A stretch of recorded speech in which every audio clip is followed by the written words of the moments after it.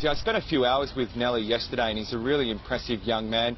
The injuries that he suffered were horrific and doctors gave him a 1% chance of living. He has come out the other side and inspired a lot of people, so much so they've filmed a short film on his life. Nelly Yola's life evolves around soccer, and this year he hopes that passion will become his career.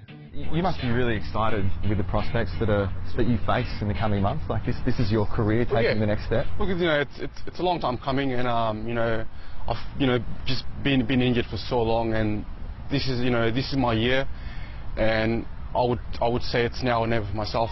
But the injury he speaks of didn't happen on the soccer pitch. Of all places, it was after a beauty pageant in Melbourne's southeast back in 2011. Nelly was slashed with a machete after stepping in to defend one of his friends. He got me on the elbow, so you can see probably that massive scar mark. He got me on the wrist, and also he hit me about 4 or 5 times on the knee. At the time, was told by the doctors that, had the cut been any deeper, I would have been permanently paralyzed. Thankfully, he wasn't, but it led to a lengthy stay in hospital and a realisation as to just how close Nelly's brush with death really was. When I got the surgery, they said, look, people with this type of injuries, the chances of survival it's 1%. It's very minimal. But along with a difficult recovery, Nelly also had to come to terms with the fact that the many professional soccer clubs who were considering signing him were no longer interested. I was very close to getting a 4-year contract with the professional team, and had a high ambition to play for the Socceroos, the national team. That was 5 years ago, and you could excuse Nelly for giving up on his dream. But he didn't, and it's that drive and determination which inspired a short film. Offside covers the highs. The big meeting next week, right? Don't forget, don't be late. I won't, don't worry, good.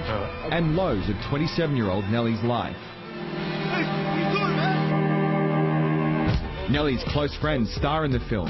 They want it to be used as an educational tool for the younger generation within the Sudanese community. They need people like Nelly to see, oh yeah, we see your scars, we see your bruises, but right now you made it, you're here, you're here. So they need proof, they need evidence. It's not just about talk and telling them, hey, you need to be good, you need to be bad. No, they need proof. Nelly says his dark days are over. He's now fully fit and training every day, with hopes of being picked up by an A-League team later this year. He was even approached by the South Sudanese national team recently, but had to turn them down. My focus, is wanting to play for Australia, trying to represent the country that's given me life, and the country that, that gave me the chance to come here. And guys, I spoke with Nelly about the person who inflicted these injuries yesterday, and he said he no longer holds a grudge against this person. He has forgiven them, and his focus is now playing in the A-League.